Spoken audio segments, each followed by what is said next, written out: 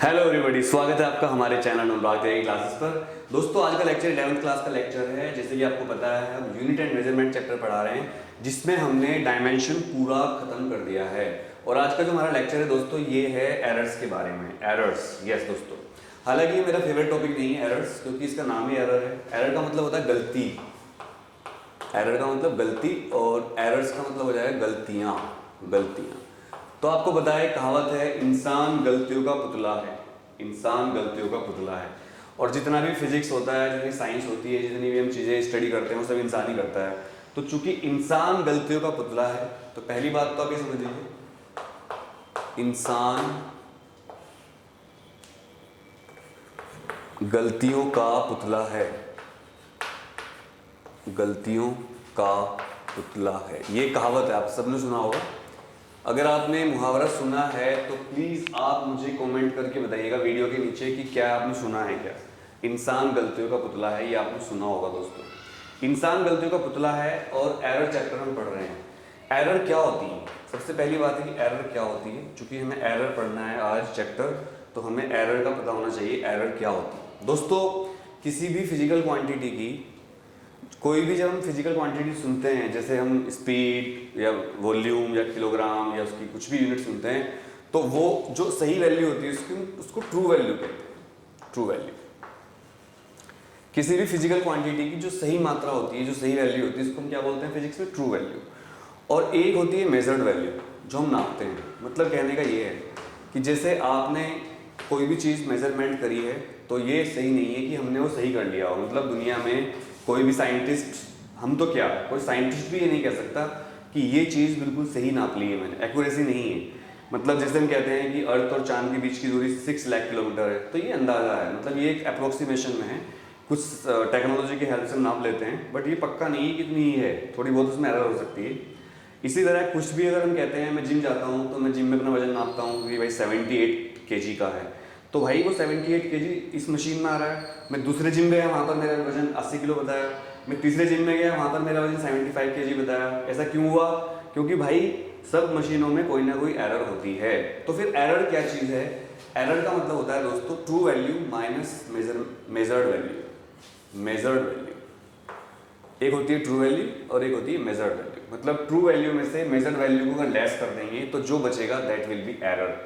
और generally errors को delta sign लगाकर बताया जाता है। डेल्टा साइन, जैसे अगर मान लो ट्रू वैल्यू का नाम रख रहा हूँ मैं टी, और मेजर्ड वैल्यू का नाम रख रहा हूँ मैं एम, तो T minus M will be error, और इसको हम डेल्टा जेड लिखेंगे। Delta Z, delta Z is actually what?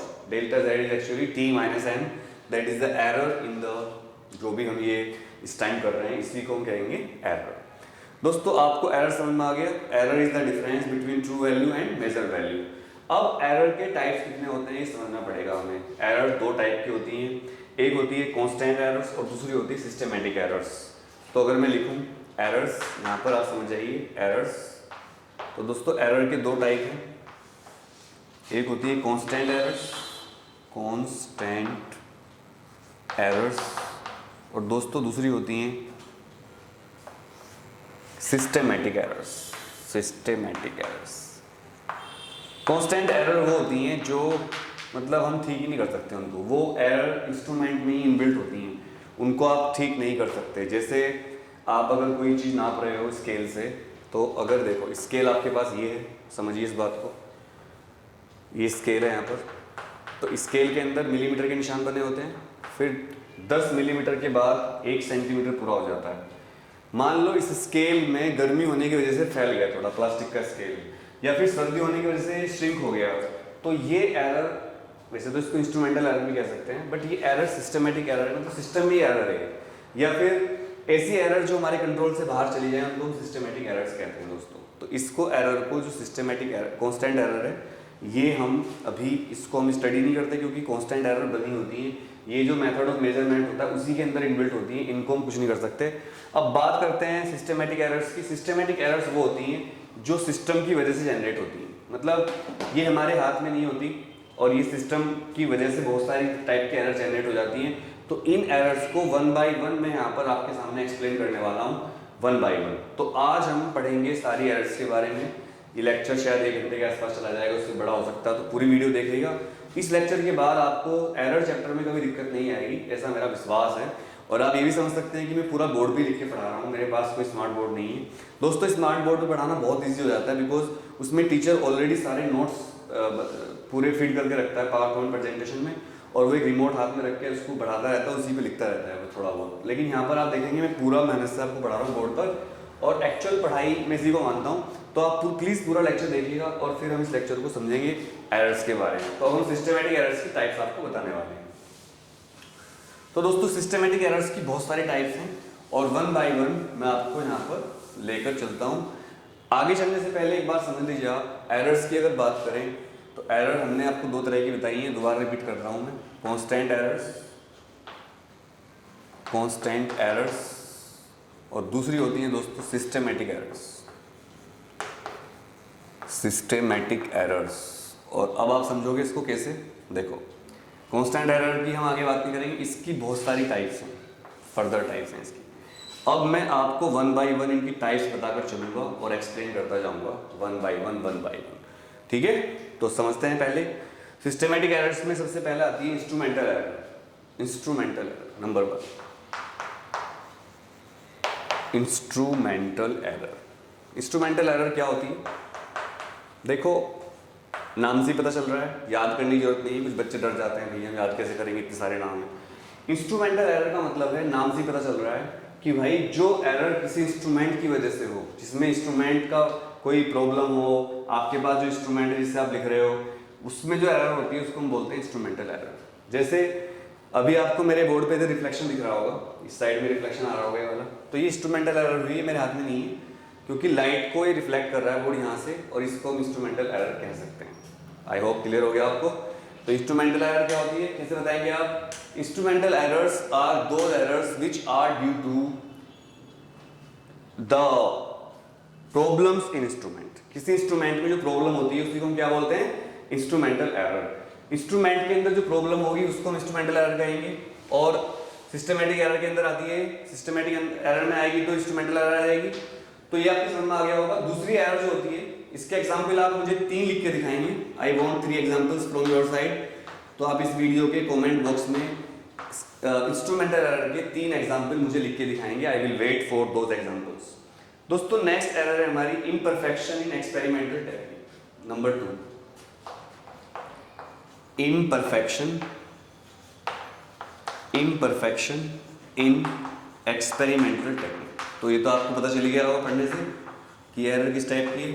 देखो भाई, जब हम कोई एक्सपेरिमेंट करते हैं दोस्तों, तो एक्सपेरिमेंट करने की टेक्निक में अगर एरर हो, अगर एक्सपेरिमेंट करने की टेक्निक में प्रॉब्लम हो, तो वो एरर होती है imperfection in experimental technique. Clear? मान लो कोई बच्चा पेंडुलम की हेल्प से कैप स्मॉल जी की वैल्यू फाइंड करना चाहता है। जी की वैल्यू होती है 9.8। ये एक्सपेरिमेंट हर 11th क्लास वाले बच्चे पढ़ना होता है, लेकिन जी की वैल्यू स्टैंडर्ड होती है 9.8 मीटर पर सेकंड स्क्वायर, और इसको हम पेंडुलम की हेल्प से करते हैं। लेकिन कभी भी इसकी वैल्यू 9.8 लैब में नहीं आती है। क्यों? क्योंकि हमारे इंस्ट्रूमेंट एरर से भरे होते हैं, हमारे इंस्ट्रूमेंट परफेक्ट नहीं होते। तो इस तरह की जो एरर होती है दोस्तों, इनको हम बोलते हैं इंस्ट्रूमेंटल एरर्स। क्लियर हो गया? नेक्स्ट हमारा आता है इम्परफेक्शन इन टेक्निक। मैंने आपको बताया एक होती है पर्सनल एरर्स।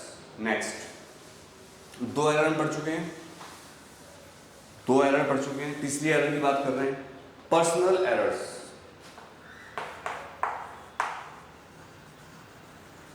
पर्सनल एरर का मतलब ये है कि देखो मान लो आपके इंस्ट्रूमेंट सही हैं, इंस्ट्रूमेंट में कोई प्रॉब्लम नहीं है, आपके बिल्कुल बढ़िया इंस्ट्रूमेंट दिया गया आपको नया एकदम, टेक्निक आपकी सही है, टेक्निक सही है, कोई प्रॉब्लम नहीं है टेक्निक में। लेकिन पर्सनल आपके अंदर कोई प्रॉब्लम है, जैसे पर्सनल आपकी हैबिट्स हैं गलती करने की, या आपको कोई बीमारी है, या आपको कोई साइकोलॉजिकल प्रॉब्लम चल रही है, या आप एक्सपेरिमेंट करते हुए, मेजरमेंट करते हुए छींक देते हो, तो ये सब पर्सनल एरर में आ जाती हैं, और ये एरर हम पर्सनल एरर बोलते हैं। आप मुझे 3 एग्जाम्पल और बताइएगा पर्सनल एरर के, जैसे आप lack of proper setting of apparatus, individual carelessness, observation लेने में कोई दिक्कत करते हो आप, ये सारी एरर पर्सनल एरर की होती है। तो मैं चाहता हूँ कि आप मुझे ऐसे 3 एग्जाम्पल लिखें कमेंट बॉक्स में कि पर्सनल एरर को डिफाइन करते हो। और ये सबसे बड़ा एग्जाम्पल क्या है पर्सनल एरर का? पर्सनल एरर का सबसे बड़ा एग्जाम्पल आप खुद हो। जब स्कूल में आप होते हो तो आपने देखा होगा स्कूल में जब बच्चे एक्सपेरिमेंट करते हैं तो कुछ बच्चे तो बहुत सीरियसली एक्सपेरिमेंट करते हैं। एपरेटस सबके पास एक जैसे होते हैं, स्कूल एपरेटस देने में कोई भेदभाव नहीं करता है, स्कूल के पास एपरेटस एक जैसे होते हैं। स्कूल ये नहीं करता कि एक अच्छे बच्चे को या कोई बच्चा ऐसा है उसको अच्छा एपरेटस दे दिया, किसी को खराब दे दिया। हाँ कभी कभी हो सकता है, पर वो फिर इंस्ट्रूमेंटल एरर में आ जाएगा। हम बात कर रहे हैं पर्सनल एरर की। अगर एक ही एपरेटस पर दो बच्चे रीडिंग ले रहे हो तो एक बच्चा बहुत सीरियसली रीडिंग ले रहा है और एक बच्चा क्या कर रहा है, केयरलेसनेस के साथ काम कर रहा है, मस्ती कर रहा है, किसी को चूंट रहा है, किसी को कुछ कर रहा है, तो उसकी एरर, उसकी जो रीडिंग आएगी उसमें प्रॉब्लम आ जाएगी, एरर आ जाएगी। तो इस तरह के एरर को हम बोलते हैं पर्सनल एरर। मैं चाहता हूँ आप मुझे कम से कम 2 या 3 एग्जाम्पल लिखकर बताएं पर्सनल एरर के जो आपके साथ हुए हों या जो आपने फील किए हो। क्लियर समझ में आया? नेक्स्ट होती है number 4, error due to external cause. Number 4, error due to external cause. External cause, मान लो बच्चों हम ये मान लेते हैं कि भाई आपके पास इंस्ट्रूमेंट बहुत अच्छा है। इंस्ट्रूमेंट अभी तक हमने पढ़े हैं, instrument, there is no instrumental error, fit है आपका। नंबर 2, पर्सनल एरर भी नहीं है आपकी, पर्सनल भी ठीक हो आप, टेक्निक बिल्कुल सही है आपकी, टेक्निक सब कुछ बढ़िया है, सारे बच्चे सीरियसली काम कर रहे हैं, उनके इंस्ट्रूमेंट अच्छे हैं, पर्सनल एरर भी नहीं है, सब परफेक्ट है। लेकिन एरर ड्यू टू एक्सटर्नल कोज मतलब क्या है, इसको समझिए कि जैसे बच्चे रीडिंग ले रहे हैं लैब में, क्लास 11th के बच्चे हैं, रीडिंग ले रहे हैं और वो रीडिंग लेते हुए फॉर्मूला चीट कर रहे हैं, बुक से देख रहे हैं, उनको फॉर्मूला याद नहीं है, तभी उन्हें लगा कि सर आ गए पीछे से, कौन है, उस बच्चे डर गए, तो पीछे का बाहर का कोज आया एकदम और हाथ हिल गया उसका, और हाथ हिलते हुए पूरी एरर आ गई उसमें रीडिंग में, तो उसको बोलेंगे हम एरर ड्यू टू एक्सटर्नल कोज। या फिर भाई जब आप एक्सपेरिमेंट कर रहे थे तो भाई अर्थक्वेक आ गया, अर्थक्वेक, एक्सपेरिमेंट करते हुए अर्थक्वेक आ गया, टीचर आ गया बाहर से, अरे कौन निकल कर रहा है, अरे सर मैं तो सर कॉपी का कॉपी छुपाओ। तो ये सारी एरर जो है एक्सटर्नल सोर्स की वजह से होती है, तो इनको अर्थक्वेक हो सकता है, मौसम खराब हो सकता है, वेदरिंग कंडीशन प्रॉब्लम हो सकती है, वेदरिंग या लाइट चली जाए, इलेक्ट्रिसिटी प्रॉब्लम आ गई। तो आप मुझे, जो बच्चे इस वीडियो को देख रहे होंगे वो सारे बच्चे मुझे कमेंट करके बताएंगे एरर ड्यू टू एक्सटर्नल कोज में, उनका कम से कम एक एग्जाम्पल वो कमेंट करेंगे, भैया ये भी इसका एग्जाम्पल हो सकता है एरर ड्यू टू एक्सटर्नल कोज। तो मैं वेट करूंगा कि आप एरर ड्यू टू एक्सटर्नल कोज मुझे बताते हुए नहीं, आप लोग स्क्रीनशॉट लेते रहना, जो मैं लिख रहा हूँ वो आपके नोट्स तैयार हो जाएंगे। इसके अलावा चैप्टर के लिंक में भी आपको नोट्स मिलेंगे, तो कोई बिल्कुल डरने की बात नहीं है, आपको चैप्टर के साथ भी नोट्स मिलते रहेंगे। Next number 5, random errors. Random error,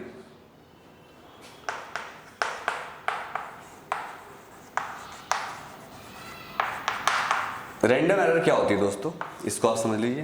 देखो रैंडम नाम से पता चल रहा है रैंडम एरर है। रैंडम एरर का मतलब क्या है, अचानक होने वाली कोई एरर। रैंडम एरर मतलब अचानक, जिस पे कोई कंट्रोल ना हो हमारा, अचानक होने वाली एरर, कोई कंट्रोल नहीं है, सब कुछ ठीक कर रखा आपने, होने वाली मतलब क्या है, देखो एरर गलती, अचानक होने वाली गलती, हिंदी में लिख रहा हूँ मैं, the error which happens randomly without any control. आप कुछ भी कर लो, आपकी सारी चीज़ें अच्छी हैं, क्या क्या अच्छी है आपकी, आपने इंस्ट्रूमेंट अच्छा लिया, आपने पर्सनल एरर नहीं करी, आपने टेक्निक सही लगाई, आपने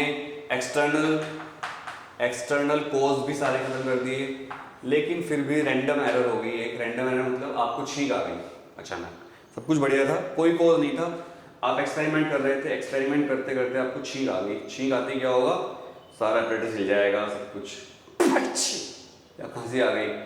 तो ये सारे जो एरर होती हैं अचानक, इनको हम बोलते हैं रैंडम एरर्स। ठीक है दोस्तों, रैंडम एरर्स नाम से पता चल रहा है रैंडम एरर्स क्या होती है, तो कोई डरने की बात नहीं है इसमें बिल्कुल भी।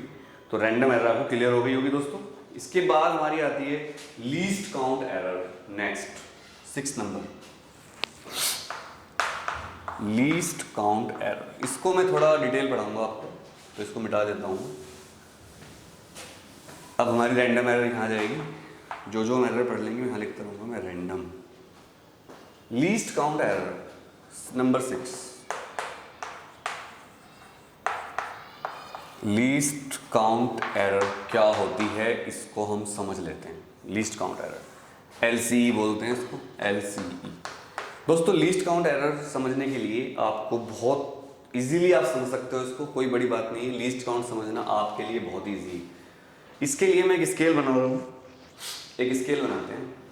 लीस्ट काउंट एरर समझ लीजिए आप। लीस्ट काउंट क्या होती है पहले तो समझिए। Least count is the minimum, least count is the minimum measurement which can be done by an instrument. जैसे आपके पास जो स्केल होता है, मान लो स्केल है, ये देखिए, तो दिस इज द स्केल। तो यहाँ पर हम लेते हैं निशान 0, इस तरह आ जाएंगे 5 मिलीमीटर, फिर एक निशान, ये 1 2 3, इस तरह ये सेंटीमीटर चल रहे हैं, सेंटीमीटर सेंटीमीटर सेंटीमीटर, इस तरह चलते जा रहे हैं। तो लीस्ट काउंट एरर क्या है, देखो इसको, इस इंस्ट्रूमेंट से आप सबसे छोटी जो नाप सकते हो मिलीमीटर के निशान है ना। मतलब जो स्केल है आपके पास, तो उस स्केल से आप सबसे छोटी डिस्टेंस क्या नाप सकते हो, मिलीमीटर। तो भाई अगर एक बात बताओ, अगर मैं तुम लोगों से कहूँ कि इस स्केल जो आपके पास स्केल होती है स्कूल में, आप इससे एक बैक्टीरिया का साइज नापो। बैक्टीरिया, ये बैक्टीरिया है, मान लो कोई, ये बैक्टीरिया है, ये बैक्टीरिया है ना। इस बैक्टीरिया का नाम क्या है, पप्पू बैक्टीरिया, पप्पू बैक्टीरिया, पप्पू बैक्ट। और बैक्टीरिया की साइज होते हैं माइक्रोन में, तो इसका साइज मान लो 10 माइक्रोन है। और माइक्रोन क्या होता है, 10 टू पावर -6 मीटर होता है। एक माइक्रोन 10 टू पावर -6 मीटर। सो एक माइक्रोन 10 टू पावर -6 मीटर हुआ। और भाई 1 मीटर में 10 टू पावर 3, मतलब 1 मीटर में कितने सेंटीमीटर होते हैं, 100। 1 मीटर में 100 सेंटीमीटर होते हैं। और भाई 100 सेंटीमीटर, फिर 1 सेंटीमीटर में 10 मिलीमीटर होते हैं, तो इतने मिलीमीटर हुए। लेकिन इसकी सबसे छोटी जो मेजरमेंट है वो केवल 1 मिलीमीटर है, यानी कि माइक्रोन की चीज़ों को नहीं नाप सकता है।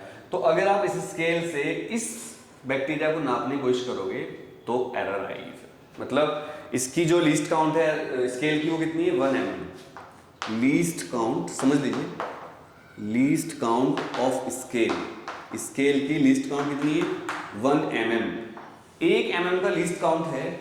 आप सोचिए जब 1 mm का लीस्ट काउंट होगा, तो अगर आप इस स्केल से 1 mm से छोटी चीजें नापने की कोशिश करोगे तो आपकी लीस्ट काउंट एरर आएगी। दोस्तों यही नहीं कि आप इससे 1 mm से छोटी चीज नापने की कोशिश करोगे। अगर आप, मैं कहूं कि गाजियाबाद से मेरठ तक की डिस्टेंस बताओ कितनी है, ये गाजियाबाद है जहां मैं रहता हूँ, और ये मेरठ, मेरठ एक शहर है, आपको बताओ, किस किस को मेरठ पता है बता देना कमेंट में। तो अगर मैं आपसे कहूँ कि स्केल ले लो, ये 15 सेंटीमीटर का होता है टोटल, जो आपके पास स्केल होता है वो 15 सेंटीमीटर लंबा होता है, और चेंज 15 सेंटीमीटर चेंज। अगर मैं आपसे कहूँ कि स्केल को यूज करके गाजियाबाद से मेरठ तक की डिस्टेंस बताओ नाप कर, तो आप ऐसे नापोगे 1 2 3, तो आपसे, चूंकि डिस्टेंस तो बहुत ज्यादा है, करीब 40-50 किलोमीटर है, और आपको 15 सेंटीमीटर से नापना है, तो आपसे गलती हो जाएगी। जब आप ऐसे चलोगे ना, से 1 2, गिल्ली डंडा खेलते थे पहले, 4 3 4 5 ऐसे करते थे, 6 7 8, तो एक बार नापोगे तो 15 सेंटीमीटर आएगा, 2 बार नापोगे तो 1 फीट आएगा बस। तो भाई सोचो गाजियाबाद से मेरठ करीब 50 किलोमीटर है, 50 किलोमीटर, तो 50 किलोमीटर नापने के लिए सोचो आपको कितनी बार स्केल चलाना पड़ेगा। तो ये भी एरर आएगी, क्योंकि आप इतनी छोटी चीज से इतनी बड़ी डिस्टेंस नापोगे तो एरर आएगी। और इस तरह की एरर को हम बोलते हैं लीस्ट काउंट एरर। तो अगर आप किसी भी इंस्ट्रूमेंट का जो लीस्ट काउंट होता है, अगर आप उससे छोटी चीज नापते हो तब भी लीस्ट काउंट एरर आता है, और अगर आप उसके पूरे साइज से बहुत बड़ी चीज नापते हो तब भी लीस्ट काउंट एरर आता है। तो आई होप आपको समझ में आ गया होगा। अगर आपको समझ में नहीं आया तो आप कमेंट कर देना, मैं फिर दोबारा एक्सप्लेन कर दूंगा। अरे पढ़ने वालों, अरे पढ़ने वालों, जरा ध्यान लगा लो, ध्यान लगा लो भाई, ध्यान लगा लो। नेक्स्ट टॉपिक है हमारा, जो नेक्स्ट एरर आती है लीस्ट काउंट एरर के बाद आती है एब्सोल्यूट एरर। एब्सोल्यूट एरर क्या होती है वो मैं आपको बताता हूँ। तो हमारी रैंडम के बाद 6 नंबर पे थी लीस्ट काउंट एरर, फिर न्यूमेरिकल भी करेंगे चैप्टर के थोड़े से। तो लीस्ट काउंट एरर होगी। इसके बाद मैं आपको बताता हूँ एब्सोल्यूट एरर क्या होती है, नंबर 7। आपको क्या करना है, आपको जो भी मैं पढ़ा रहा हूँ उसका स्क्रीनशॉट लेते रहना है, ताकि आपके नोट्स रेडी हो जाएं। मेन चीज़ हो गई, आप स्क्रीनशॉट लेते रहना। नंबर नेक्स्ट आती है 7 नंबर पर, कितने हो गए हमारे, 1 2 3 4 5 6, 7 नंबर पर। 7 नंबर पर आती है हमारी दोस्तों एब्सोल्यूट एरर। एब्सोल्यूट एरर के नाम से पता चल रहा है एब्सोल्यूट एरर क्या होती है। इसको समझने के लिए पहले आपको थोड़ा समझना पड़ेगा। मान लो आपको ट्रू वैल्यू दे रखी है किसी भी क्वांटिटी की, मान लो true values in let true values of measurement, true values of measurement of a physical quantities are A1 A2 dash dash dash कितना A। मान लो कि ट्रू वैल्यूज जो है वो कितनी है फिजिकल क्वांटिटीज की A1 A2 AN तक है और हमें एब्सोल्यूट एरर फाइंड करनी है। तो एब्सोल्यूट एरर फाइंड करना बहुत इजी होता है। उसके लिए पहले आपको क्या करना पड़ेगा, हमें अगर इसको आप सोचोगे कि इसकी डेफिनेशन क्या होगी तो मैं आपको बता देता हूँ। उसकी डेफिनेशन होगी the arithmetic mean of the positive magnitudes of all the absolute errors. ये तो मीन और फाइनल एब्सोल्यूट एरर होगी, लेकिन हम एब्सोल्यूट एरर कैसे निकालेंगे वो बता देता हूँ। सबसे पहले आप इनका मीन निकाल लो। मीन कैसे निकलेगा, जितने भी ट्रू वैल्यू आपके पास है उनको ऐड कर लो आप A1 A2 A3, इसका न्यूमेरिकल में जरूरत पड़ेगी आपको, प्लस AN अपॉन, मान लो ये n क्वांटिटीज हैं तो ये आपका जो आएगा इसको हम A बार से डिनोट करते हैं, ये मीन वैल्यू है A बार। अब इसके बाद जब आपके पास A बार आ जाता है तो A बार निकालने के बाद आपको एब्सोल्यूट वैल्यू निकालना बहुत ही इजी हो जाता है। एब्सोल्यूट वैल्यू कैसे फाइंड होती है वो देखो। एब्सोल्यूट वैल्यूज बहुत इजी है, कोई बहुत इजी है, मुश्किल लगता है देखने में लेकिन आप नोट कर लीजिए बहुत इजी है। एब्सोल्यूट वैल्यूज कैसे फाइंड करते हैं, पहली एब्सोल्यूट वैल्यू को बोलेंगे डेल्टा A1, दूसरी को बोलेंगे delta A2 dash dash dash delta A3, और आपको करना क्या है, इन सारी ट्रू वैल्यूज को A बार में से लेस करना है। तो देखो डेल्टा A1 पहली एब्सोल्यूट वैल्यू, तो क्या करना है A bar minus A1।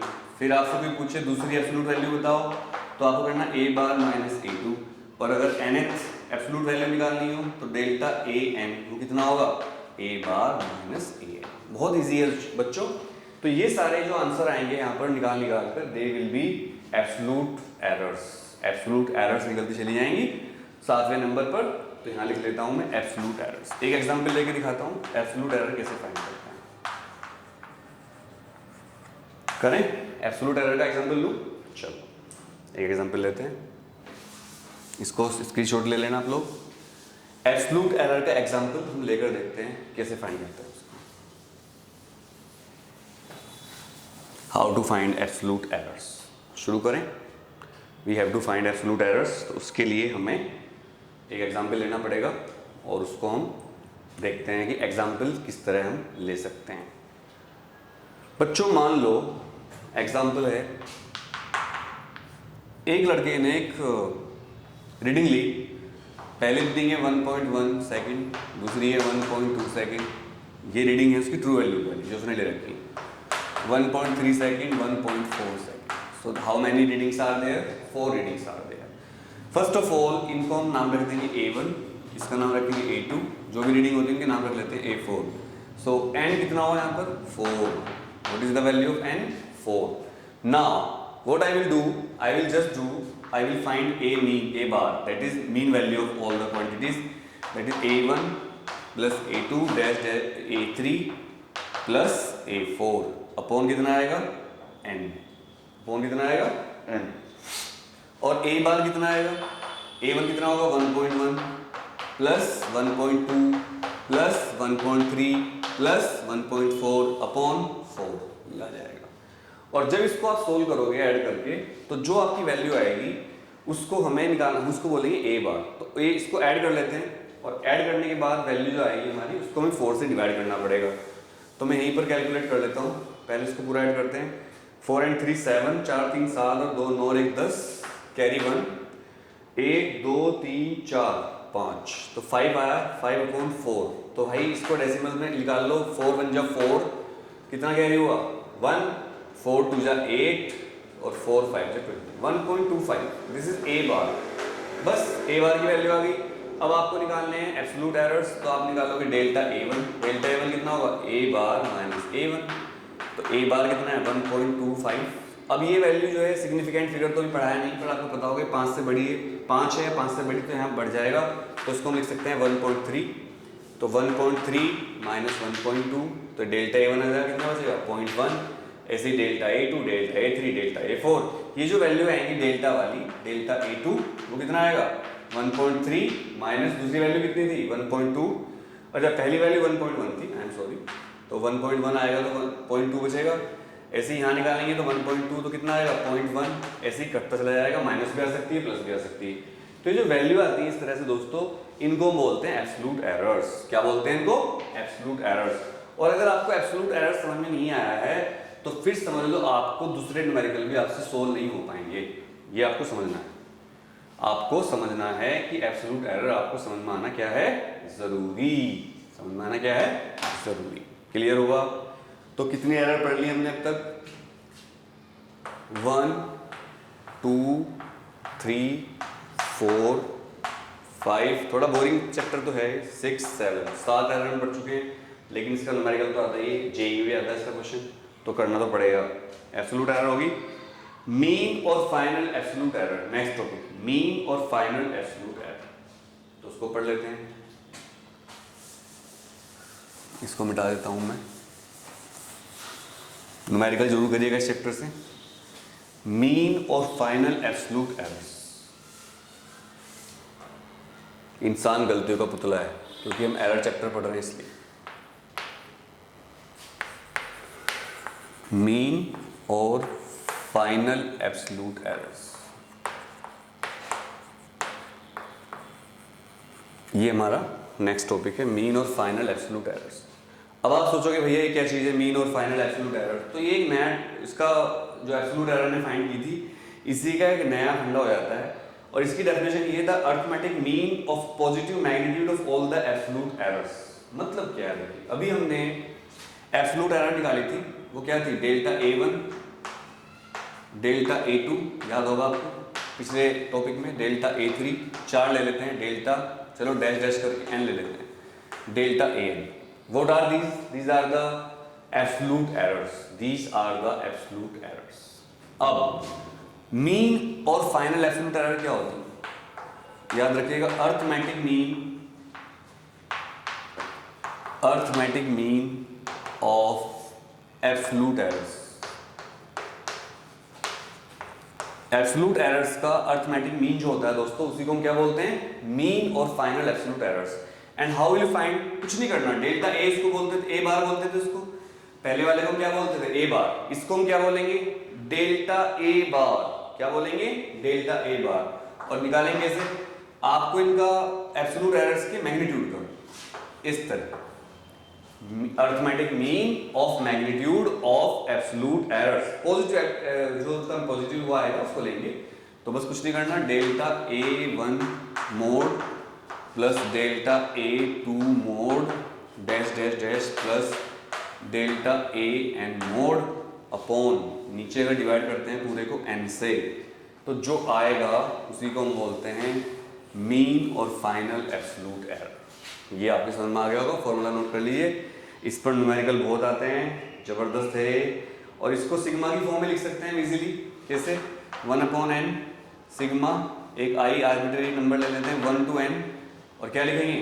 Delta i, delta a i is 1 2 3 4 कुछ भी, और यहाँ डेल्टा a बार आ जाएगा। तो अगर कोई आपसे पूछता है मीन और फाइनल एब्सोल्यूट एरर, तो ये फॉर्मूला आएगा। And I request you to take the screenshot of the same, क्योंकि ये मैं आपको बहुत सिंप्लीफाइड लैंग्वेज में पढ़ा रहा हूँ। हालांकि चैप्टर थोड़ा बोरिंग है, चैप्टर बोरिंग है मानता हूँ, बट ये सिंप्लीफाइड लैंग्वेज में पढ़ा रहा हूँ, आपको कोशिश कर रहा हूँ। दोस्तों जब मेरे पास मतलब ये टेक्निक थी कि मैं स्मार्ट बोर्ड पर आपको ये सारा नोट्स पहले से लिख लेता और फिर बस एक्सप्लेन करता एक मार्कर से, या जो इलेक्ट्रॉनिक मार्कर होता है, लेकिन मुझे इसमें मज़ा नहीं आता। मुझे मज़ा आता है किस पे? ग्रीन बोर्ड पर पढ़ाने में, वाइट बोर्ड पर पढ़ाने में। जब टीचर हाथ से लिख के पढ़ाता है ना, उसकी बात ही अलग होती है दोस्तों। इट्स लाइक मम्मी के हाथ का खाना, और जो स्मार्ट बोर्ड पढ़ाते हैं इट्स लाइक दैट, क्या? रेस्टोरेंट वाला खाना। हाँ वो इजी होता है टीचर के लिए, मानता हूँ, बहुत कंफर्ट रहता है उसमें, लेकिन चलो थोड़ी मेहनत कर लेता हूँ, और थोड़ी मेहनत आप भी करेंगे, थोड़ी मेहनत मैं करूँगा, तो क्या होगा? अच्छा रिजल्ट आएगा हमारा। अब नेक्स्ट एरर आती है रिलेटिव एरर।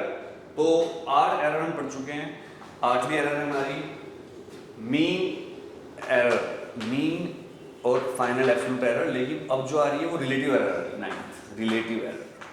अब हम रिलेटिव एरर पढ़ेंगे, फिर मैं आपको एक न्यूमेरिकल करके दिखाऊंगा और फिर मजा आएगा।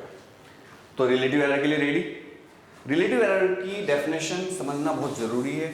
What do you mean by relative error? चलो देखते हैं। देखो भाई,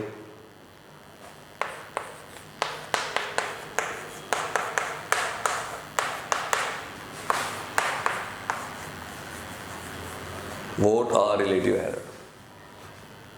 रिलेटिव का मतलब होता है किसी के साथ जब कंपैरिजन करते हैं किसी का तो उसको रिलेटिव एरर बोलते हैं। जैसे रिलेटिव वेलोसिटी भी होता है, रिलेटिव हमारे भी होते हैं रिलेटिव मतलब रिश्तेदारों को रिलेटिव कहते हैं, बट यहाँ पर वो रिलेटिव का मतलब नहीं। यहाँ पर रिलेटिव एरर का मतलब है कि जब हम दो एरर्स के आपस में कंपैरिजन करते हैं तो उसको रिलेटिव एरर कहते हैं, और वो हम यहाँ पर स्टडी करेंगे। सबसे पहले कई बार एग्जाम में डेफिनेशन लिखने को आ जाती है किसी भी एरर की। तो रिलेटिव एरर है the ratio of the mean absolute error to the true value of the measured quantity is called relative error. दोबारा सुन लीजिए, the ratio of the mean absolute error to the true value of the measured quantity is called relative error. तो क्या लिखेंगे इसको? Relative error क्या लिखेंगे? Delta A bar upon A bar, delta A bar upon A bar. ये numerical करने में काम आएगी रिलेटिव एरर आ रही। और ये देखो, ये डॉगी जो है यहाँ आकर बैठ गई, चलो जाओ, आपको तुम दिखेगी पर यहाँ बैठ गई आकर, देखिए नीचे। जाओ बेटा, दिखा देता हूँ एक बार। ये पाली डॉगी नहीं है, ये सड़क पे रहती है ऐसी, मैं इसको बिस्किट देता रहता हूँ, इधर आओ। और ये आजकल मेरे पास ही रहती है, देखो अब ये यहाँ के बैठ गई है। और ये देखो, ये कोई पैट नहीं है, पाली रखा हुआ, ये सड़क पे रहती है ऐसी, यहाँ आके बैठ गई है। यहाँ बैठ जाओ, ठीक है, तो यहाँ बैठ जाओ, पीछे बैठो। सो ये फॉर्मूला लिख लीजिए रिलेटिव एरर का। और मैं एक बात बताता हूं, the ratio of the mean absolute error to the true value, the ratio of the mean absolute error, the ratio of the mean absolute error to the true value of the measured quantity, the ratio of the mean absolute error to the true value of the measured quantity। भाई physics पढ़ाने में तो load तो पड़ता है। measured quantity, ये। और जो टीचर हैं फिजिक्स के यूट्यूब पर, उनकी हिम्मत मानता हूँ यार मैं।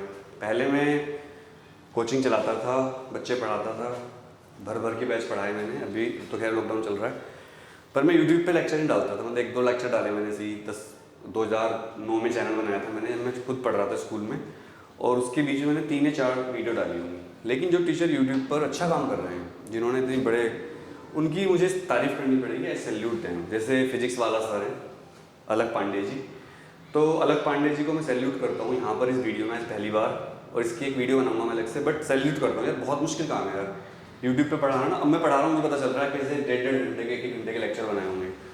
तो भाई अलग पांडे जी, आपको मेरा नमस्कार भी है और सैल्यूट भी है। बहुत बड़ा काम है यार, तुम मतलब you are a hero, great hero, ठीक है।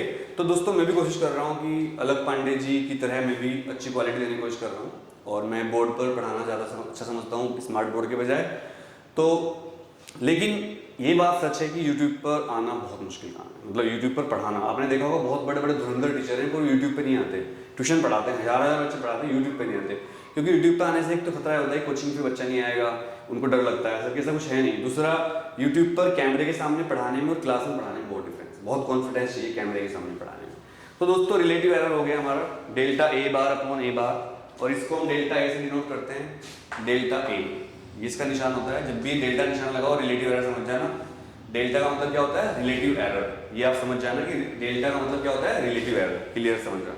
अब बात करते हैं परसेंटेज एरर क्या होती है। अगर तुम लोग इसको 100 से मल्टीप्लाई कर दो, ये हमारी 9th एरर है। 8 एरर पढ़ चुके हैं, 9 एरर पढ़ चुके हैं, 10वीं एरर परसेंटेज एरर।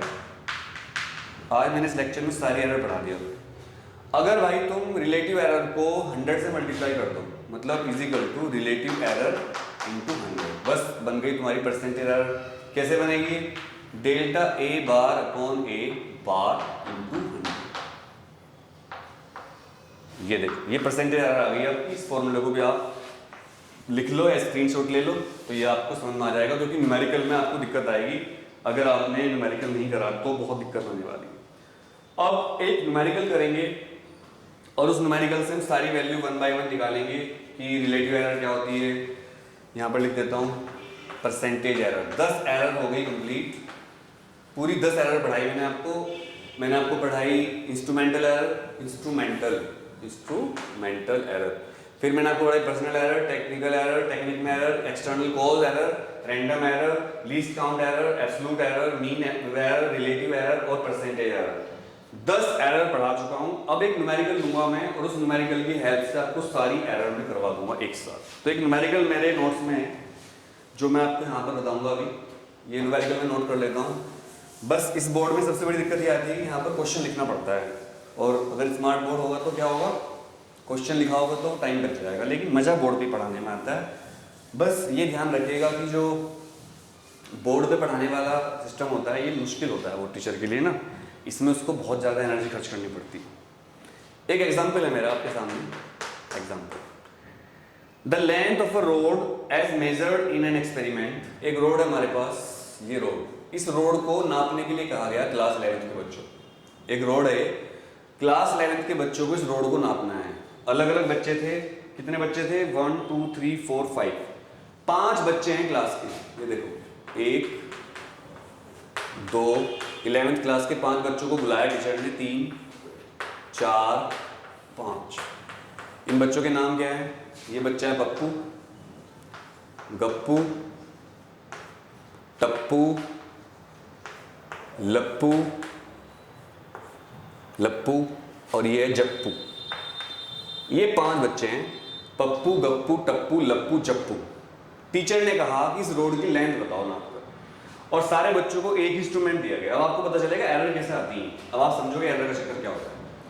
तो भाई जो पप्पू है उसने इसकी निकाली लेंथ 2.48 मीटर। ये लिख देता हूँ, पप्पू ने जो मेजरमेंट किया वो 2.48 मीटर किया, और इसके बाद गप्पू ने 2.46 मीटर किया, यहाँ से निशान लगा लेता हूँ मैं।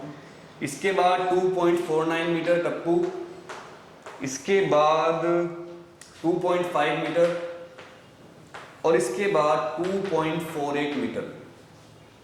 ये देखो, ये हमारे पास आई है ट्रू वैल्यूज जो बच्चों ने निकाली। तो एक्चुअल में ये वैल्यू है A1 A2। तो A1 कितना है 2.48, चलो वहीं लिख लेते हैं, टाइम बचेगा। ये A1 है, ये A2 है, ये A3 है, ये A4 और ये क्या है A5। ये देख लो आप, ये 5 बच्चों ने रीडिंग निकाली है, 5 वैल्यू हमारे पास आ गई है। तो सबसे पहले मैं निकालूंगा एवरेज लेंथ या मीन लेंथ। सबसे पहले सॉल्यूशन कैसे करेंगे, क्वेश्चन समझ में आ गया।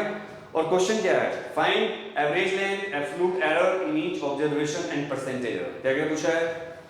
एक तो पूछा है फाइंड, मैं लिख देता हूं मैं, फाइंड एवरेज लेंथ मतलब मीन लेंथ। दूसरा पूछा है, और क्या पूछा है, एब्सोल्यूट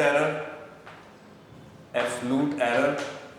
और एक पूछी है दोस्तों relative error, sorry percentage error. Relative पूछ लेता तो फर्क क्या पड़ता, वो तो निकालना ही पड़ेगा हमें। 3 एरर पूछी है, मीन एरर, एवरेज लेंथ पूछी है, एब्सोल्यूट एरर पूछी है, और क्या पूछा है, परसेंटेज एरर पूछा है। अब मैं सबसे पहले निकालता हूँ एवरेज लेंथ। तो हो जाएगा A1 plus A2 plus A3 plus A4 plus A5 upon 5। ये तो सबको पता होगा, छोटे बच्चे भी कर सकते हैं इसको, तो 5th क्लास के। एवरेज का मतलब होता है, एवरेज का मीन का मतलब क्या होता है, जितनी भी वैल्यूज दे रखी हैं उन सबको ऐड करके उनको डिवाइड कर दो, जितना उनका नंबर होगा तो एवरेज निकल जाएगा, मीन निकल जाएगा। क्लियर समझ में आ रहा है सबको? कोई दिक्कत तो नहीं है भाई किसी को भी? तो जब इसको ऐड करेंगे तो ये आएगा, सारा ऐड करके आएगा, मैंने सोल्व रखा है तो टाइम बचेगा 12.41 अपॉन 5। इसको सोल्व करेंगे तो 2.482 मीटर आएगा। और अगर मैं सिग्निफिकेंट फिगर तक लिखूं तो ये 5 से नंबर कम है, तो 2.48 मीटर। ये आ गई हमारी पहला आंसर। क्या आंसर आया? Average length. तो ये आंसर आप बॉक्स में लिख दीजिए, या इसको A बार लिख सकते हैं, मीन या एवरेज। ये आ गया पहला आंसर 2.48। मतलब पप्पू, गप्पू, टप्पू, लप्पू, जप्पू में 2 बच्चों की रेटिंग सेम थी। तो मुझे जब भी आप डेटा को देखते हो तो एक बात ध्यान रखना कि जो डेटा ज़्यादा आ रहा हो उसी का चांस होता है कि वो आपकी मीन डेटा आएगा, फिर मीन एरर आएगी। ये डेटा 2 बार आया था, इसका मोड ज़्यादा था तो यही आंसर आया, लेकिन ये पक्का नहीं होता, सोल्व करके पता चलता है। लेकिन हाँ, आप इससे अंदाजा लगा सकते हो कि 2.48 दो बच्चों का आई थी, 2.46 एक की आई, 2.49 एक की आई, 2.5 एक की आई। तो ये तीन तो गलत हो सकते हैं, ये सही हो सकता है। जो ज़्यादा बार आता है, जिसकी फ्रिक्वेंसी ज़्यादा होती है, वो मीन निकलने के चांस ज़्यादा होते हैं। तो ये टेक्निक है समझने के लिए, जरूरी नहीं कि ऐसा होगा। क्लियर बच्चों? तो इसको आप भाई समझ लो अच्छी तरह से। अब उसने हमें एक बात और पूछी है, उसने पूछा है कि एब्सोल्यूट एरर बताओ। तो एब्सोल्यूट एरर निकालने के लिए हमें क्या करना पड़ेगा, थोड़ा सा काम करना पड़ेगा। एब्सोल्यूट एरर, इस वैल्यू को हम याद रखेंगे 2.48। अब इसको थोड़ा आगे कर लेते हैं, मैं इनको नहीं मिटा रहा हूँ। सबसे पहले मुझे निकालना पड़ेगा फॉर एब्सोल्यूट एरर, यहाँ लिखूंगा मैं फॉर एब्सोल्यूट एरर। क्या क्या वैल्यू दे रखी है मुझे, मैं निकालूंगा डेल्टा L1। डेल्टा L1 मतलब याद करो, मैंने बताया था आपको जब मैंने एब्सोल्यूट एरर निकलवाई थी, क्या बताया था, a bar minus L1, a bar minus L2, a bar minus L2। तो a बार कितना आया हमारा, a बार आया हमारा 2.48। तो इसमें से मैं सारी वैल्यू को निकाल कर रखूंगा, रखूं तो 2.48 माइनस 2.48, पहली वैल्यू थी तो 0 मीटर, ये आ गया। अब डेल्टा L2 निकालना है, डेल्टा L2 निकालना कि और बिजी है क्या, बस जो मीन आया था उसमें से सारी वैल्यू निकाल चले जाओ। A2 कितना है, लिख देता हूँ चलो, 8 ठीक है, 2.46 मीटर। कितना बचेगा ये, 0.02 मीटर, ऐसे लिखते चले जाओ। फिर डेल्टा, इसको ऐसे यहाँ पर कर दो, डेल्टा L3 का मतलब तीसरी लेंथ का निकाल रहे हैं, 2.48 माइनस L3 कितना है, 2.49, कितना आएगा, माइनस आएगा, ये माइनस 0.01 मीटर आ गया। अब आता है डेल्टा L4, वो कितना है 2.48 माइनस कितना है दोस्तों 2.5, ये भी माइनस में आएगा, कितना बचेगा माइनस 0.02 मीटर। और पांचवा बचा हमारा डेल्टा L5, ये कितना आएगा 2.48 माइनस 2.48, वो भी इतना ही है तो ये भी 0 आएगा। तो भाई ये भी आ गया 0 मीटर। अब हमें क्या करना है, एब्सोल्यूट एरर निकालने के लिए इन सबको ऐड करके और जितने नंबर हैं उससे डिवाइड करना है हमें और मोड लेना है इनका। सो एब्सोल्यूट एरर फाइंड करने के लिए यहाँ लिख रहा हूँ मैं, it implies absolute error. Absolute error क्या होगी, ये जो आपके डेल्टा हैं इनका मोड निकालना है आपको, तो मोड यही लिख लेता हूँ मैं, प्लस हो जाएंगे बस ये। तो जब इसका मोड करूँगा तो क्या आएगा, ये तो प्लस ही है 0.02, प्लस इसका मोड करूँगा तो प्लस हो जाएगा 0.01, प्लस ये माइनस से प्लस हो जाएगा 0.02, 0 लगा लो पहले। जब भी डेसिमल से पहले कुछ ना हो तो 0 लगा लिया करो, इससे कैलकुलेशन सही हो जाएगी आपकी। ये कितना है 0 ही है तो 0, और हैं कितने 5, तो 5 से डिवाइड कर दो, ये आ गया आपका। एब्सोल्यूट एरर निकालनी है हमें, सम करना है इनका। जब आप इसको डिवाइड कर दोगे दोस्तों आपका आएगा 0.01 मीटर, ये आ गई आपकी एब्सोल्यूट एरर। क्लियर, समझ में आया, एब्सोल्यूट एरर समझ में आई। और क्या निकालना था हमें, परसेंटेज एरर फाइंड करनी है। एब्सोल्यूट एरर निकाल दी हमने, परसेंटेज एरर फाइंड करनी है, तो कैसे करेंगे, करेक्ट लेंथ कितनी है, पहले करेक्ट लेंथ लिख दो, हैंस करेक्ट लेंथ। जो आपकी मीन लेंथ आई थी वो कितनी थी 2.48, प्लस माइनस ज्यादा भी और कम भी, ये वाली 0.01। माइनस क्यों किया, बहुत से बच्चे पूछते हैं भैया माइनस क्यों करते हैं, क्योंकि हमने यहाँ पर मोड लिया था, माइनस की क्वांटिटी भी आई थी, इनको छोड़ के मोड लिया था तो यहाँ पर माइनस भी कर दिया। तो हम लिखेंगे 2.48 प्लस माइनस 0.01 मीटर। और अगर आपसे कोई भी परसेंटेज एरर फाइंड करो तो परसेंटेज एरर फाइंड करना तो और भी ज्यादा इजी है। आपको मैंने फॉर्मूला बताया परसेंटेज एरर का, याद करो क्या बताया था, परसेंटेज एरर का फॉर्मूला बताया था, जो हमारा ये आया है डेल्टा एल, ये डेल्टा एल आया ना, ये तो delta L upon L into 100, या delta A upon A into 100, ये फॉर्मूला था ना, delta A upon A into 100, भूल गए तो बताया था, अरे पढ़ने वालों फॉर्मूला याद रखना। तो कितना आया 0.01 अपॉन 2.48, ट्रू वैल्यू जो थी इंटू 100। इसको सोल्व करके जो भी आंसर आएगा ये आएगा करीब 0.4%, 0.40। ये देखिए सिग्निफिकेंट फिगर मैंने भी नहीं पढ़ाया, अगर आपको आता है तो आसान लग रहा होगा, नहीं आता है तो पढ़ा देंगे इसको भी। तो भाई अगर आप सिग्निफिकेंट फिगर का भी लेक्चर चाहते हो तो कमेंट करके बता देना कि भैया सिग्निफिकेंट फिगर और ये सारी जो वैल्यू कैसे निकालते हैं, पावर कैसे चेक करते हैं, वो वीडियो बनाओ या नहीं, क्योंकि मुझे जल्दी जल्दी कोर्स भी थोड़ा आगे बढ़ाना है। वेक्टर की डिमांड कर रहे हैं बच्चे, वेक्टर तक पहुँचने के लिए पहले यहाँ से जो डिफरेंशियल इंटीग्रेशन पढ़ा के फिर मोशन करवाऊंगा, तो ये एरर निकालने का तरीका आपको समझ आ गया होगा, ठीक है। अब हमारा आता है नेक्स्ट टॉपिक, और उसको हम कैसे समझेंगे नेक्स्ट टॉपिक को, वो हम देखते हैं। बच्चों एरर के बहुत सारे कॉम्बिनेशन होते हैं, कॉम्बिनेशन ऑफ एरर्स, जैसे कॉम्बिनेशन ऑफ एरर क्या है? Error of sum, error of difference, error of product, error of divide. तो ये भी हम पढ़ लेते हैं एक बार, एरर ऑफ पावर। तो चलिए इसको आप स्क्रीनशॉट ले लीजिए, मैं साइड में हो जाता हूँ।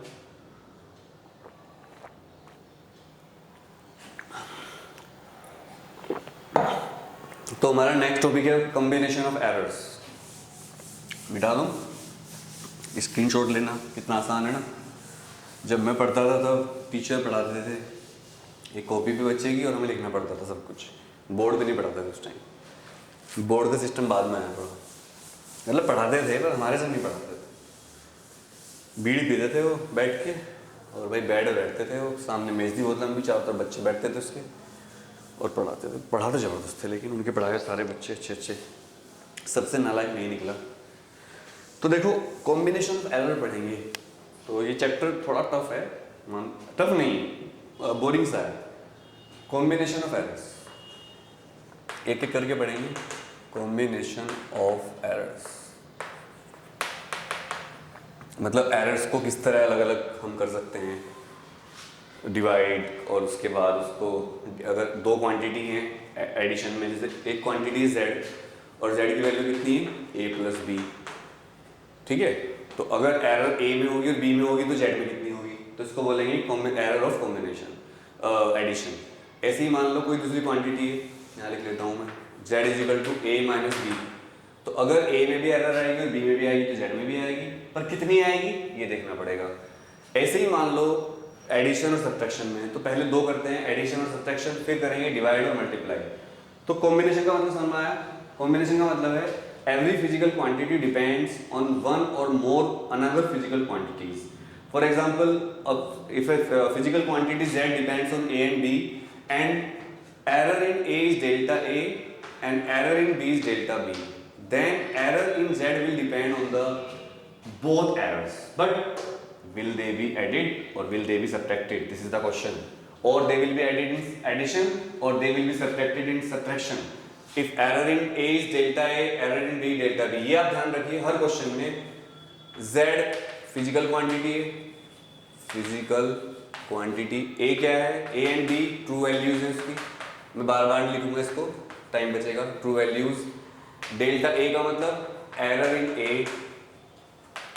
Error in a, delta b का मतलब क्या है, एरर इन b, ये आप समझ लीजिए। z का मतलब फिजिकल क्वांटिटी जो दे रखी है a b, जिन पे वो डिपेंड करती है true values. Delta a error in a, delta b error in b, और डेल्टा z क्या होगा, एरर इन z। तो बार बार आप समझ जाना जब मैं लिखूंगा कि यहां से लिया गया है, ठीक है दोस्तों। Case first, error in sum of two quantities. Case first लेते हैं, error in sum of two quantities. Case first, error in sum of two physical quantities. मान लो तो वही लेट z इज अ, बहुत अच्छी तरह करवा रहा हूँ, z इज अ, समझ में आ जाएगा सबको, physical quantity, z is a physical quantity such that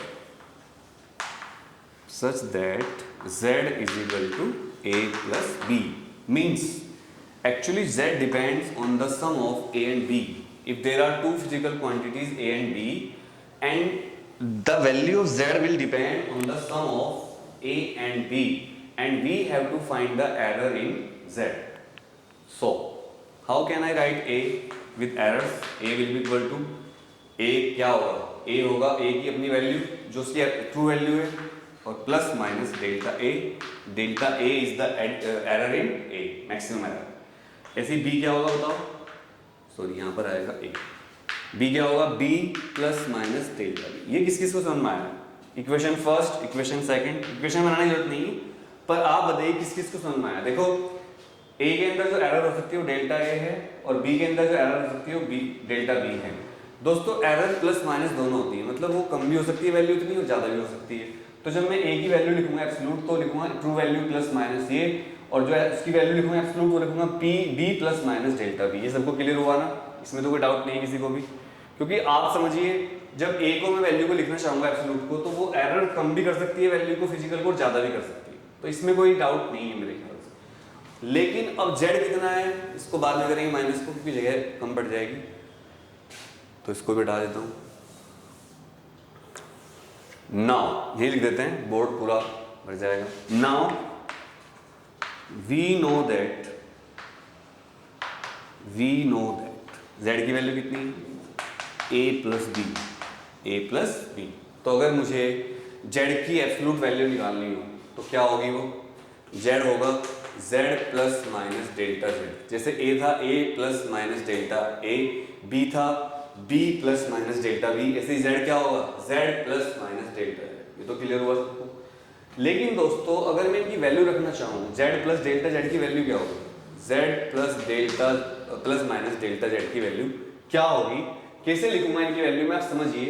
अगर मैं z की वैल्यू लिखना चाहूंगा तो z प्लस डेल्टा z होगा ये a plus minus delta a plus b plus minus delta b। ये सबको क्लियर हो गया होगा। ये देखो ये होगी z प्लस डेल्टा z की वैल्यू होगी z प्लस डेल्टा z क्या होगा, a plus minus delta a plus b plus minus delta b। अब जो ट्रू वैल्यू है इनको मैं एक साथ लिख सकता हूं, तो क्या आएगा, a प्लस बी ऐसा आ जाएगा और plus minus delta a plus delta b ऐसा लिख सकते हैं। या फिर आप इनको प्लस माइनस को बाहर ब्रैकेट में रख लो या अंदर रख लो, कोई फर्क नहीं पड़ेगा इससे। ये क्लियर हो गया। लेकिन दोस्तों ये क्या चीज़ है, ये तो z की वैल्यू थी। जब मैंने शुरू में क्या लिखा था, मैंने शुरू में लिखा था z is equal to a plus B, ये लिखा था। तो आपको याद होगा कि z की वैल्यू तो a प्लस बी है, z की वैल्यू क्या है a प्लस बी, तो इसको लिख सकता हूं मैं इस पूरी क्वांटिटी को z, तो plus minus delta a plus minus delta b। और इधर क्या चल रहा है, z plus minus delta z। लेकिन z कितना है, z तो z आ गया है, तो z से z कैंसिल हो गया, तो डेल्टा z कितना बचा, delta z plus minus cancel, तो डेल्टा z बचा delta a plus delta b। मतलब अगर कोई फिजिकल क्वांटिटी a और b के समेशन पे डिपेंड कर रही हो तो उस फिजिकल क्वांटिटी की एरर जो होगी वो दोनों की एरर का सम होगी। The total error in a physical quantity will be the sum of क्या, बोथ एरर्स। जितनी एरर a में थी वो और जितनी एरर b में थी वो ऐड हो जाएगा। ये डेरिवेशन भी कई बार करने को आ जाता है, तो प्लीज आप इसको नोट कर लीजिए। क्लियर हो गया सबको। अब मैं आपको पढ़ाऊंगा error in subtraction. Error in subtraction वो भी सेम आएगा, उसमें कोई ज़्यादा डिफरेंस नहीं है, तो स्क्रीनशॉट ले लीजिए। Case 2 error in subtraction.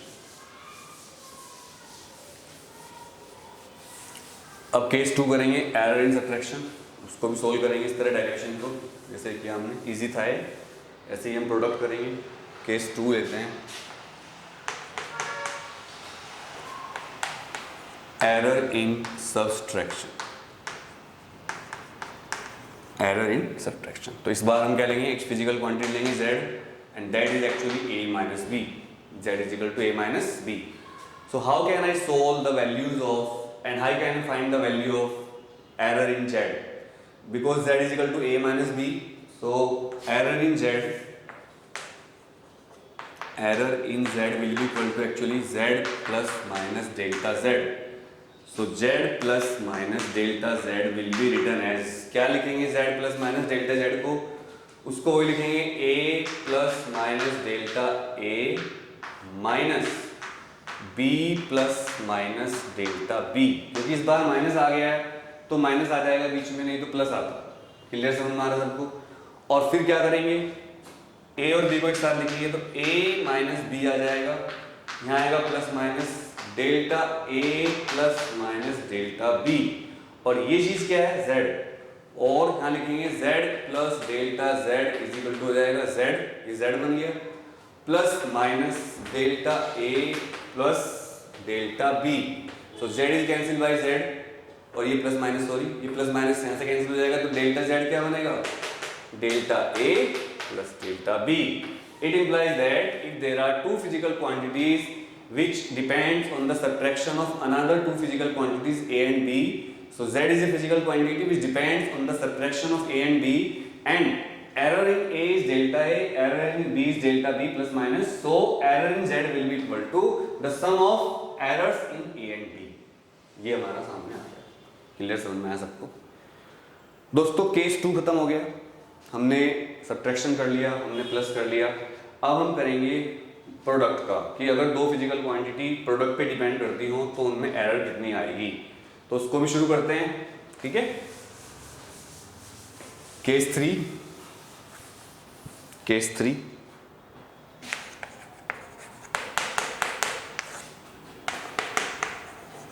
Error in product.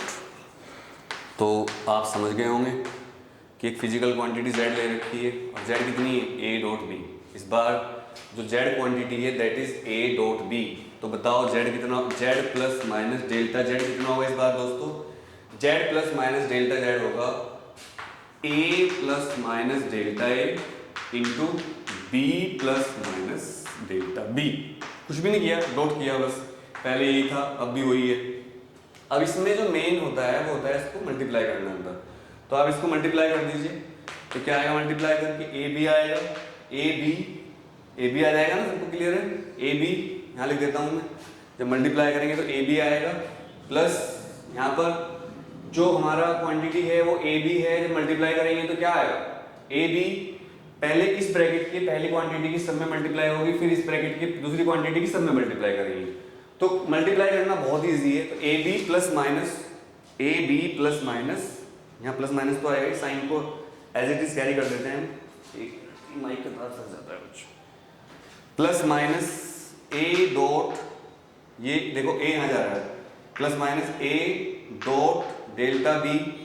अब इसकी क्वांटिटी, इसकी मल्टीप्लाई होगी plus minus delta A dot B, और भाई प्लस माइनस क्या आ जाएगा, delta A dot delta B, delta A delta B. ये आ गया हमारे पास, ये पूरा हमारे पास मल्टीप्लाई करने के बाद आ चुका है, जिसको आपको नोट करना है। क्या, A B plus minus A delta B plus minus B delta B plus minus delta A delta B. अब हमें क्या करना है, अब हमें डिवाइड लेफ्ट हैंड साइड को तो हमें डिवाइड करना है जेड से और राइट हैंड साइड को ए बी से। तो divide left hand side by Z and right hand side by A B. अब देखते हैं क्या आता है। लेफ्ट हैंड साइड को जेड से डिवाइड करेंगे और राइट हैंड साइड को ए बी से डिवाइड करेंगे। थोड़ा सा डेरिवेशन, मतलब ये थोड़ा सा डेरिवेशन बड़ा है बट इजी है, कोई मुश्किल नहीं है इसमें, और आप इसे आराम से सीख सकते हैं। अभी तक तो कोई डाउट नहीं है। अभी तक तो मैंने इस ब्रैकेट की इस ब्रैकेट में मल्टीप्लाई करी है। मैंने क्या किया, ए की बी में करी तो ए बी आ गया, फिर ए की इसमें करी तो ये आगे साइन कैरी हो गए, प्लस माइनस, फिर डेल्टा ए की बी में करी और फिर डेल्टा ए की डेल्टा बी में करी, जैसे कि आप ब्रैकेट में करते हो।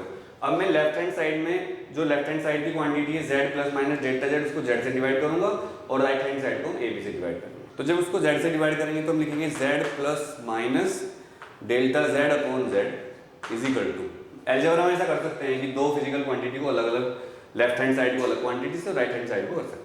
इधर वाले को हम a b से डिवाइड करेंगे तो देखो आएगा a b upon a b plus minus a delta b upon a b। ठीक है, यहाँ मैं लिखते जा रहा हूँ, plus minus third quantity delta A dot B, delta A dot B upon A B, और एक और बची प्लस माइनस क्या बची, delta A delta B, delta A delta B upon A, ये बचा। यहाँ पर आप देख सकते हैं पूरा कट गया है, और ये जब कटेगा तो 1 बचेगा, 1 plus minus delta Z upon Z, यहाँ पर बचेगा 1 प्लस माइनस ए से cancel delta B upon B plus minus A B, B cancel, delta A upon A और प्लस माइनस कुछ भी कैंसिल नहीं है तो यहाँ लिखते हैं delta A delta B upon क्या, ए बी। याद रखना इस वाले ए को इस ए से और इस वाले बी को इस वाले बी से नहीं काट देना। मैं नाम नहीं बताऊंगा, एक यूट्यूब वीडियो देखी मैंने जिसमें टीचर ने काट दिया था, तो हो सकता है उनसे गलती से हो गया, मैं उनको नहीं पता हो, मैं नहीं कहता, पर्सनल कमेंट नहीं करूंगा किसी के ऊपर। ये प्लस माइनस तो याद रखिएगा, डेल्टा ए है, डेल्टा ए मतलब error in A, delta B error in D, इसको आप नहीं काट सकते आपस में। लेकिन आप देख सकते हैं 1 से 1 कट गया, 1 से 1 कटा हमारा। अब 1 से 1 कटा तो क्या बचेगा हमारे पास, delta A and delta B क्या है, बहुत स्मॉल है, उनको नेगलेक्ट कर देंगे। डेल्टा ए अपॉन ए और डेल्टा बी अपॉन बी को हम नेगलेक्ट करेंगे, यहाँ लिखेंगे delta A upon A and delta B upon B are very small, hence negligible, hence यहाँ लिख देता हूँ नेग्लिजिबल, नेग्लिजिबल, ये नेग्लिजिबल होंगे। कौन कौन? डेल्टा ए अपॉन ए ये लिखा हुआ है और डेल्टा बी अपॉन बी ये लिखा हुआ है, और यहाँ पर भी है, ये तो एक साथ है, delta A upon A, delta B upon B, delta A upon A, ये तो बचे। अब आप सोचोगे कि भैया क्या बची? एरर। तो इनको तो हम छोड़ रहे हैं, नेगलेक्ट कर रहे हैं, सो नेगलेक्ट कर दो। अब क्या बचेगा हमारे पास? हमारे पास बचेगी एरर, हैंस इसको मिटा देता हूं, नेगलेक्टिंग, नेगलेक्टिंग यहां लिख देता हूं, neglecting delta A upon A and delta B upon B. जहां ये अलग अलग है, मतलब हमें इनको कहाँ नेगलेक्ट करना है? यहाँ पर, ये वाली क्वांटिटी। ये नहीं कर सकते हैं, ये तो मल्टीप्लाई में हो रही है दोनों, वो अलग अलग है, और 1 से 1 कट गया तो 1, चलो अभी लिख देते हैं 1 plus minus delta Z upon Z, delta upon A, और 1 plus minus delta B upon B cancel, delta A upon A cancel, plus minus ये बचा delta A delta B upon A B, ये बचा हमारे पास। ये हमारी फिजिकल क्वांटिटी बच गई है। Delta A upon delta, delta A upon A, delta B upon B, अच्छा वो तो कैंसिल हो गए, sorry, delta A upon A plus delta B upon B, ये आ गया, तो ये कैंसिल हो गया। तो बस क्या बचा? Delta Z upon Z is equal to delta A upon A plus delta B upon B, क्योंकि ये हमारी फिजिकल क्वांटिटी यहाँ पर कैंसिल हो जाती है। ये कैंसिल नहीं होगी, अलग अलग है, ये कैंसिल हो जाएगी पूरी quantity. Delta A delta B बहुत छोटा मल्टीपल आगे बहुत छोटा हो जाएगा, ए बी से डिवाइड करेंगे तो नेग्लिजिबल, तो ये वाली क्वांटिटी नेग्लिजिबल, ये इसको आप ध्यान रखिएगा, ये नहीं है कि नेग्लिजिबल, ये हुई है। और हमारे पास क्या बचेगा? 1 कट जाएगा तो delta B upon B plus delta A upon A, यानी कि अगर दो फिजिकल क्वांटिटी प्रोडक्ट में हो तो भाई उनकी जो एरर आती है वो जुड़ जाती है आपस में। क्या हो जाती है? जुड़ जाती है, एरर भी जुड़ जाती है, प्रोडक्ट में भी एरर जुड़ती है। तो डेरिवेशन एग्जाम में आते हैं, इसलिए मैंने करवाए। अब नेक्स्ट केस बनता है हमारा केस 4, एरर इन डिवीजन। इसको स्क्रीनशॉट ले लीजिए, एरर इन डिवीजन। शुरू करते हैं, error in division.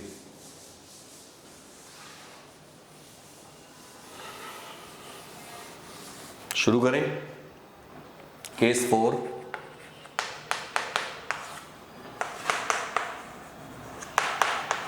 Error in division, मतलब डिवाइड वाले क्वेश्चन में कैसे करेंगे हम। तो एरर इन डिवीजन पढ़ लेते हैं अभी। इसमें वही है, let quantities A upon B, और फिर मैंने वहाँ लिख रखा है सब कुछ, error in A is A, error in B, error in A is delta A, error in B is delta B. तो क्या होगा इसमें? z plus minus delta z को हम क्या लिखेंगे, ये समझ लीजिए आप।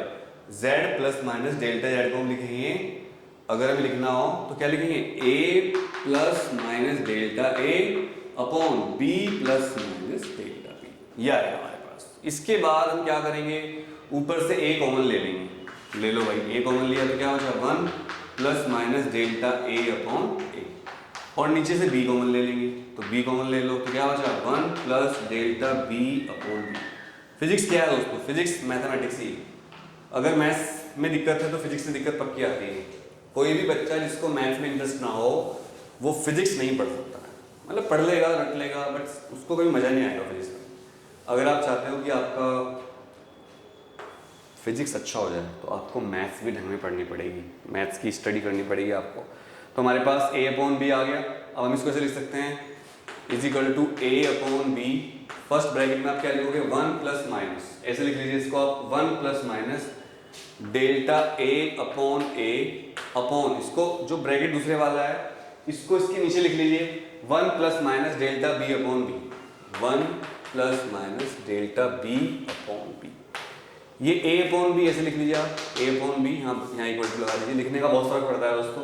तो यहाँ तक तो आपको समझ में आ गया होगा। अब हम क्या करेंगे, अगर मैं इस वाली क्वांटिटी को ऊपर ले जाऊँ इसके साथ तो ये माइनस पावर हो जाएगी 1, तो इसको लिखेंगे a अपॉन b, ये अलजेब्रा है फिजिक्स का, इसका कोई लेना देना नहीं। डेल्टा a अपॉन a था, sorry, delta a upon a into, इसको मैं ऊपर ले जा रहा हूँ 1 plus minus delta b upon b की पावर -1। जैसे हम बाइनोमियल थ्योरम क्वेश्चन करते हैं, it's like that. Binomial theorem में ऐसे ही करते हैं बहुत सारे क्वेश्चन। इसके बाद हम क्या करेंगे? हायर टर्म्स को छोड़ देंगे, तो हमारे पास क्या आएगा? हमारे पास आएगा delta z upon z is equal to delta a upon a plus delta b upon b। यानी कि जो आंसर प्रोडक्ट का आया था वही आंसर डिवाइड का भी आया दोस्तों, कोई फर्क नहीं पड़ा, क्योंकि हमने डेल्टा ए अपॉन ए को छोड़ दिया, डेल्टा बी अपॉन बी को छोड़ दिया जो मल्टीप्लाई में थे, और हमारे पास डेल्टा जेड अपॉन जेड क्या आया, delta A plus delta B upon B. तो ये केस 4 था, पावर इन डिवीजन। इसका मतलब क्या हुआ क्लियर, अगर आप समझ रहे हो मेरी बात, तो चाहे दो क्वांटिटी प्लस में हो, ए प्लस बी हो, ए माइनस बी हो, ए इंटू बी हो, ए अपॉन बी हो, एरर हमेशा ऐड होती है। किसी फिजिकल क्वांटिटी में प्लस माइनस और डिवाइड मल्टीप्लाई कुछ भी हो, एरर तो भाई मल्टीप्लाई होती है। एक केस लास्ट बचता है एरर इन पावर्स, जिस पर न्यूमेरिकल बहुत ज़्यादा आता है। अब मैं आपको वो समझाता हूँ कि जब पावर में एरर, क्वांटिटी पावर में हो, जैसे a to power 3, b to power 4, तो फिर किस तरह हम जोड़ते हैं एरर्स। ये आप नोट कर ले, स्क्रीनशॉट ले लें। तो नेक्स्ट हम लिखते हैं एरर्स इन पावर्स, केस 5।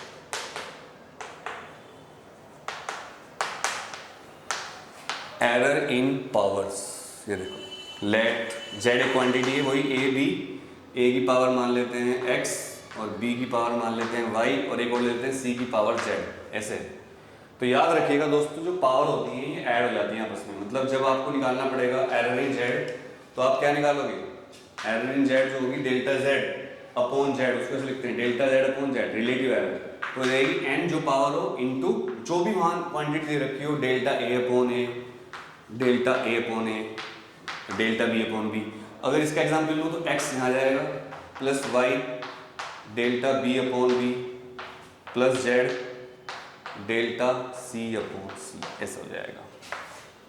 और इसमें एनसीईआरटी का एग्जाम्पल दे रखा 11/12, वो आप जरूर करना। मैं क्वेश्चन लेता हूँ बुक से जो आपको काफ़ी फ़ायदा करेगा। वो क्वेश्चन काफ़ी फेमस है पावर वाला, नहीं तो एक जनरल क्वेश्चन ले लेंगे। वो क्वेश्चन हर साल एग्जाम में आता है, इसलिए मैं वो लिखना चाह रहा हूँ। हाँ, ये इसको लिख लिया आपने, क्लियर हो गए। तो इस लेक्चर के लास्ट में आज मैं आपको न्यूमेरिकल करवाना चाहता हूँ पावर के लिए। अब इस लेक्चर का लास्ट आ गया है आज के, हमने सारी एरर खत्म कर दी है दोस्तों। अब एक न्यूमेरिकल है, देखते हैं आपसे समझ में आता है नहीं आता है। एग्जाम्पल क्वेश्चन ये है, बुक से मैं लिख रहा हूँ। The percentage error in the measurement of mass and speed are 2% and 3%. Percentage errors in mass, मास की जो परसेंट एरर 2% है दोस्तों, और स्पीड ऑफ लाइट समझ गए होंगे आप क्या बात हो रही है, E बराबर mc² 3%। मतलब जब एक फॉर्मूला आपको पता होगा, आइंस्टाइन मास एनर्जी इक्वेशन, वो होता है mc²। तो जब साइंटिस्ट मास नापते हैं तो 2% की एरर करते हैं, और जब स्पीड नापते हैं तो 3% की एरर करते हैं, यही होगा। हाँ बिल्कुल यही है। क्वेश्चन पूछा है how much will be the maximum error in the estimate of kinetic energy obtained by measuring mass and speed. तो काइनेटिक एनर्जी क्वेश्चन है, सॉरी काइनेटिक एनर्जी का है, मैं गलत समझ रहा था। काइनेटिक एनर्जी का फॉर्मूला होता है K = ½ mv²। ये नंबर कांस्टेंट है, इस पर कोई फर्क नहीं पड़ेगा, इसकी एरर हो नहीं सकती, इसको छोड़ देंगे हम कांस्टेंट नंबर को। इसका फर्क पड़ेगा। तो डायरेक्ट आंसर कैसे निकालते हैं, देखो कुछ करने की जरूरत नहीं है। अगर आप थोड़ा स्टैंडर्ड लिखना चाहोगे तो लिख सकते हो, नहीं तो आप डायरेक्ट इसका आंसर बता सकते हो। बता रहा हूँ m में कितनी एरर 2% लिख दो, प्लस v की पावर कितनी है 2, इसको मल्टीप्लाई कर दो, इसकी एरर 3, तो कितना आया 3 2 नीचे और 2 8% इसका। तो आप देख सकते हैं पावर वाले क्वेश्चन में जितनी पावर होती है वो एरर से मल्टीप्लाई हो जाती है। पावर एरर से क्या हो जाती है, मल्टीप्लाई। डायरेक्ट क्वेश्चन है। एनसीईआरटी का एग्जांपल मुझे याद नहीं आ रहा है, वो 12वां 13वां एग्जांपल है, वो जरूर कर लेना आप लोग। तो दोस्तों ये था एरर का लेक्चर हमारा, जिसमें मैंने आपको बताया एरर की टाइप्स कितनी होती हैं और एरर को कैसे निकालते हैं, एब्सोल्यूट एरर क्या होती है, परसेंटेज एरर क्या होती है, रिलेटिव एरर क्या होती है। और शायद ये 1 घंटे ज़्यादा का लेक्चर हो गया है। आप लोगों को अगर लगा हो कि अनुराग भैया ने मेहनत करी है तो प्लीज़ वीडियो को लाइक कर देना और अपने दोस्तों को शेयर जरूर कर देना। थैंक यू दोस्तों, थैंक यू वेरी मच। जय हिंद, जय भारत। आप सभी को नमस्कार, सत श्री अकाल, अस्सलाम वालेकुम और गुड इवनिंग। गुड इवनिंग हो गया अब तो भाई, चलते हैं, ठीक है। पढ़ लेना भाई इसको अच्छी तरह से।